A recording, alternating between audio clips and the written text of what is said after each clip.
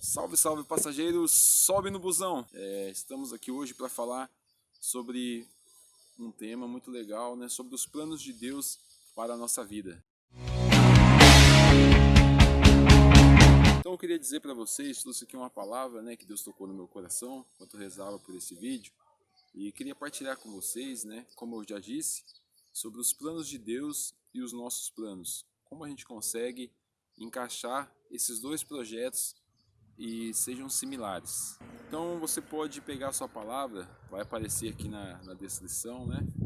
Lá em Lucas 12, versículo 18 e 19.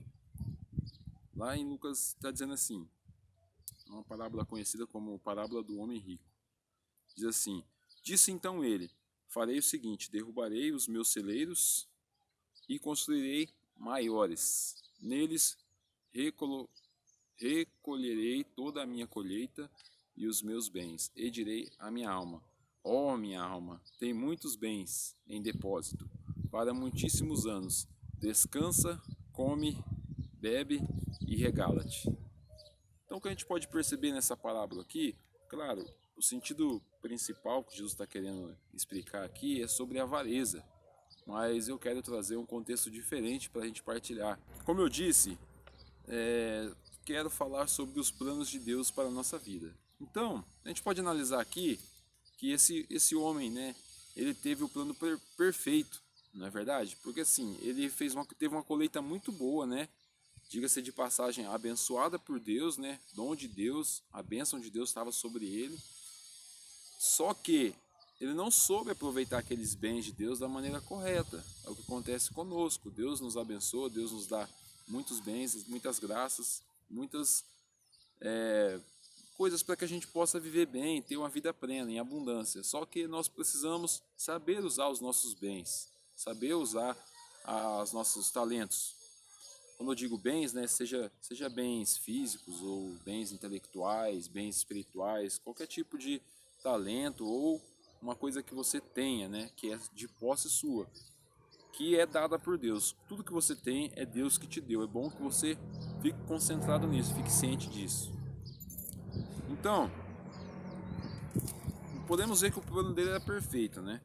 Só que ele esqueceu de colocar Deus na história, esqueceu de colocar Deus na jogada. Porque assim, em nenhum momento aqui fala que ele foi consultar o Senhor, né? Foi orar para ver o que Deus achava, se era aquilo mesmo que Deus queria.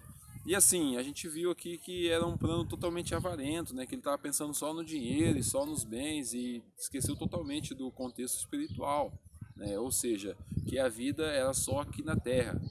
Então nós vamos continuar para ver o que vai acontecer a seguir. Aqui no versículo 19 diz assim: E direi a minha alma, ó minha alma, tem muitos bens. Ou desculpa, gente, aqui e vai dizer aqui na continuação, né?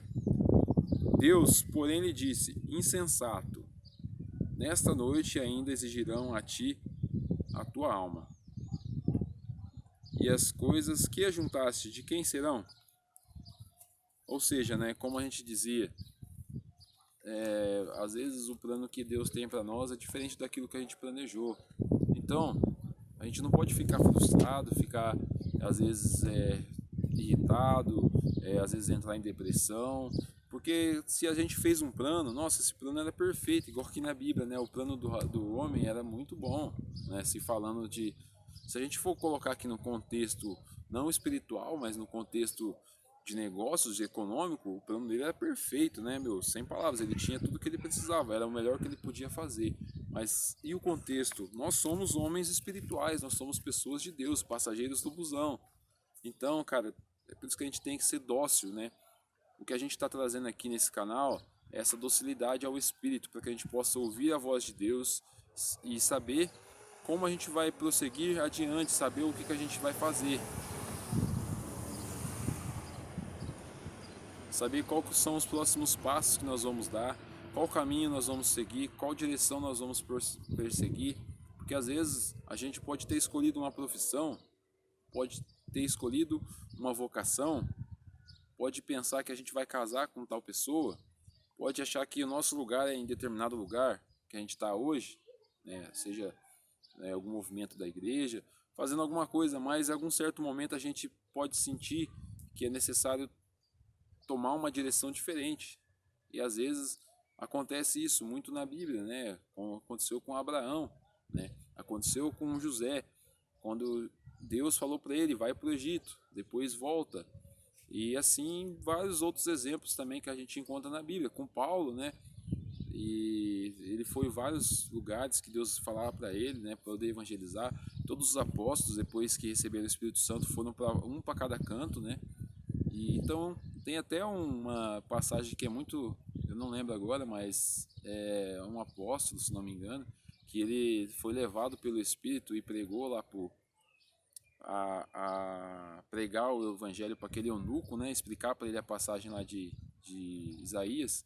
Então, assim é a nossa vida também. Para que nós possamos viver plenamente, ser felizes, nós precisamos ser dóceis ao Espírito Santo. Amém? Tamo junto até o céu, sobe no busão, abraço!